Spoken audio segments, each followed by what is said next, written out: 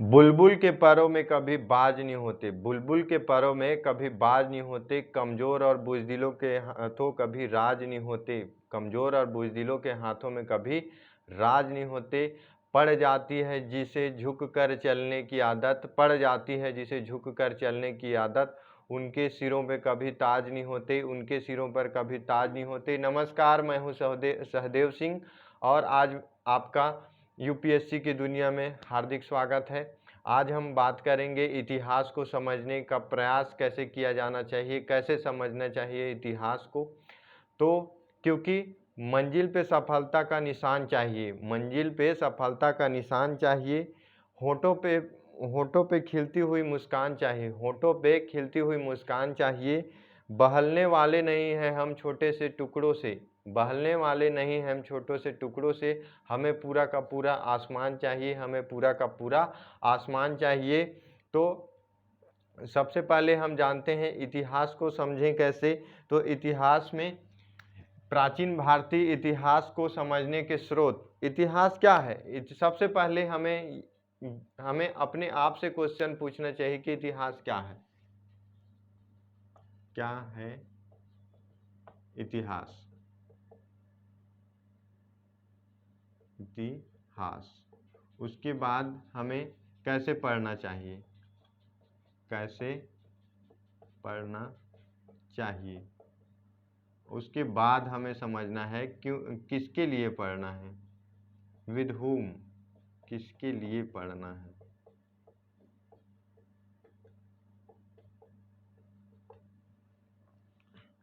तो सबसे पहले हमें 3 क्वेश्चन अपने आप सेल्फ आस्किंग होनी चाहिए कि हमें इतिहास क्यों पढ़ना चाहिए और इतिहास हम क्यों पढ़ रहे हैं और किसके लिए पढ़ रहे हैं। ये जो अप्रोच होनी चाहिए सबसे पहले हमारे अंदर होनी चाहिए।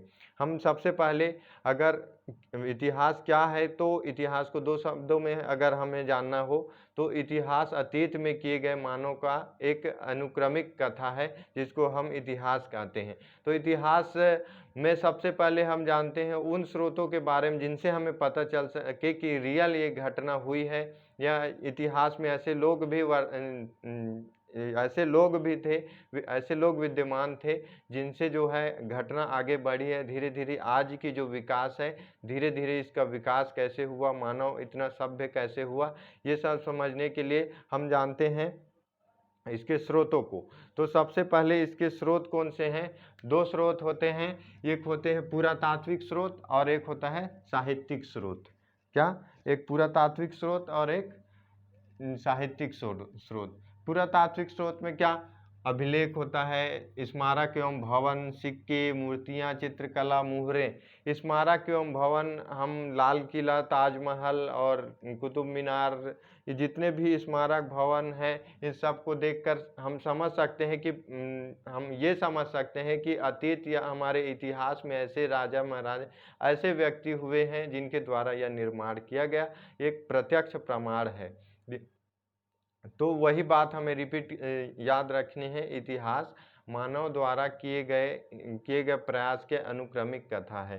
तो स्मारक एवं भवन से हमें पता, सिक्के, उस जमाने के सिक्के और मूर्तियां देखकर, मूर्तियां, चित्रकला देखकर, एलोरा की गुफाओं के चित्रकला को देखकर हम स्पष्ट समझ सकते हैं कि इतिहास में ऐसे मानवों की प्रत्यक्ष प्रमाण रही है। उसके बाद अशोक के अभिलेख में पता चलता है कि हमें राज्य विशेष में क्या करना चाहिए, डू और डोंट का निर्देश दिया गया है अभिलेखों में। सिक्के, मुहरें, चित्रकला, जो पुरानी मूर्तियां देखकर हम समझ सकते हैं कि इतिहास को। उसके बाद साहित्यिक स्रोत, साहित्यिक स्रोत में क्या, साहित्यिक स्रोत में 2 स्रोत, एक विदेशों से आए भारत में और भारत के ही स्रोत। तो भारतीय स्रोत में क्या हो जाता है, भारतीय स्रोत में हो जाता है भारतीय स्रोत में धार्मिक साहित्य, भारतीय साहित्य में धार्मिक साहित्य, धर्मनिरपेक्ष साहित्य और संगम साहित्य। और विदेशी यात्री जो बाहर से आए, तो विदेशी यात्री में सामान्यतः माना जाता है यूनान एवं रोम से आए यात्री और चीन से और अरबी लेखक जो भी आए, अरबी यात्री जो यहाँ आके भारत के बारे में लिखे। कौन कौन है? अल अल सुलेमान अल अबरूनी इब्न बतूता, अल अल सुलेमान अल अबरूनी और इब्न बतूता और अल मसूरी और मार्को पोलो, इतने अरब देश से आए। उसके बाद चीनी यात्री आपको हमेशा आपने सुना होगा पढ़ने के दौरान कि हमारे यहाँ फाइहान आए, हेनसांग आए और इत्सिंग। इसको हम आगे जब क्लास रन करेंगे तो मौर्य काल में समझेंगे, अशोक के काल में समझेंगे कि ये कब कब आए। उसके बाद यूनान एवं रोम से भी कुछ लेखक मेगास्थनीज आए थे, टॉलमी, हेरोडोटस, नियोकार्स और आस्कीबुक्स, इतने जो है यूनानी लेखक आए। उसके बाद हम भारतीय साहित्य के स्रोत को समझते हैं। भारतीय साहित्य में धर्म साहित्य में क्या होता है? धर्म साहित्य में ब्राह्मण साहित्य और बौद्ध साहित्य और जैन साहित्य, तीन धर्म मुख्य रूप से भारत के धार्मिक माने जाते हैं। ब्राह्मण साहित्य और बौद्ध साहित्य और जैन साहित्य। ब्राह्मण साहित्य में क्या?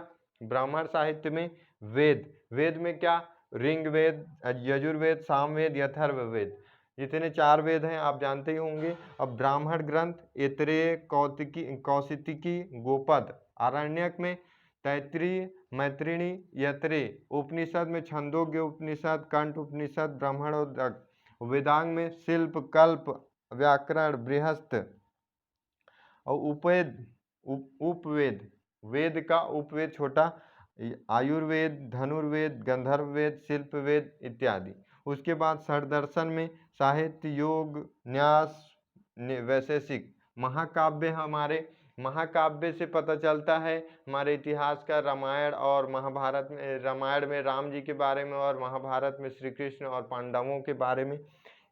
और पुराण में विष्णु पुराण, भागवत पुराण, शिव पुराण, गुरु पुराण, इतने स्रोत हैं जिनसे हम इतिहास को समझ सकते हैं। और स्मृति में आते हैं मनुस्मृति, नारद और याज्ञवल्क्य। इतने हो गए संगम ब्राह्मण साहित्य। ब्राह्मण साहित्य के बाद होते हैं बौद्ध साहित्य। बौद्ध साहित्य में सुत्त पिटक, विनय पिटक, अभिधम पिटक, मिलिंद पन्हो पिटक, बुद्ध चरित्र, दिव्यावदान, इन सब के बारे में आगे हम सुनेंगे। बस ये हमारी जो समझ को डेवलप करने वाले जो पॉइंट होनी चाहिए वो हमें समझनी है कि हमें इतिहास को समझने में ये हमें मदद करते हैं। आगे हम जब बौद्ध काल, जैन काल में जाएंगे तब हम समझेंगे कि इनका सुत्त पिटक क्या है, विनय पिटक क्या है। अभी एक बेसिक अंडरस्टैंडिंग के लिए ज़रूरी है कि धार्मिक साहित्य, 3 प्रकार के धार्मिक साहित्य भारत में के रूप में भारत में है। मुख्य रूप से हम जानते हैं कि 3 प्रमुख धर्म संप्रदाय, एक ब्राह्मण संप्रदाय, बौद्ध धर्म और जैन धर्म। ओके, देन आफ्टर हम समझते हैं धर्मनिरपेक्ष में कौटिल्य हुए। कौटिल्य के अर्थशास्त्र से समझते, पाणिनि का अष्टाध्याय, विशाखदात का मुद्रा राक्षस, कालिदास का अभिज्ञान शकुंतलम और बाण भट्ट का अहर्ष चरित्र और कदम्बरी। इतने से हमें समझ आता है कि इतिहास रियलिस्टिक है। और संगम साहित्य में तिरुकुरल शिल्प, पद्दिकारम, मणि, खेलरे और जीवक चिंतामणि। तो संगम साहित्य में 4 हैं। और धर्मनिरपेक्ष में कौटिल्य को आप याद रखिए, धर्मनिरपेक्ष में कौटिल्य को याद रख सकते हैं, कालिदास को, बाण भट्ट को, विशाखदत्त को। इतने प्रमुख जो कवि हैं, लेखक हुए हैं जिन्होंने अपने अपने एक साहित्य अपने द्वारा लिखा गया एक कहा जाए एक बुक, एक किताब जिसमें उल्लेख किया है अपने समय का। तो हमें भारतीय इतिहास जिसको हम 3 भागों में बांटते हैं, प्राचीन इतिहास, मध्यकालीन इतिहास और आधुनिक इतिहास। तो प्राचीन इतिहास को समझने का अच्छा स्रोत क्या माना जाता है? एक पुरातात्विक स्रोत और एक साहित्यिक स्रोत। साहित्यिक स्रोत में पढ़ने लिखने वाली जो किताबों से, ग्रंथों से हमें पता चलता है, और पुरातात्विक से स्तंभों से, अभिलेखों से, सिक्कों से, मुद्रों से और चित्रकला, मूर्तिकला से हमें पता चलता है कि इतिहास में रियलिस्टिक घटना है, जो धीरे धीरे अनुक्रमिक कथा है उस बात को प्रमाण करता है। तो आई होप कि ये जो शॉर्ट हमारी वीडियोस है इतिहास को समझने का, और हमारा ये प्रयास कि आपको हमारा प्रयास आपको पसंद आया हो, और पसंद आया हो तो बेल आइकन को दबाएं और सब्सक्राइब ज़रूर करें और कमेंट में हमें ज़रूर बताएं कि इस वीडियो में क्या कमी है। धन्यवाद।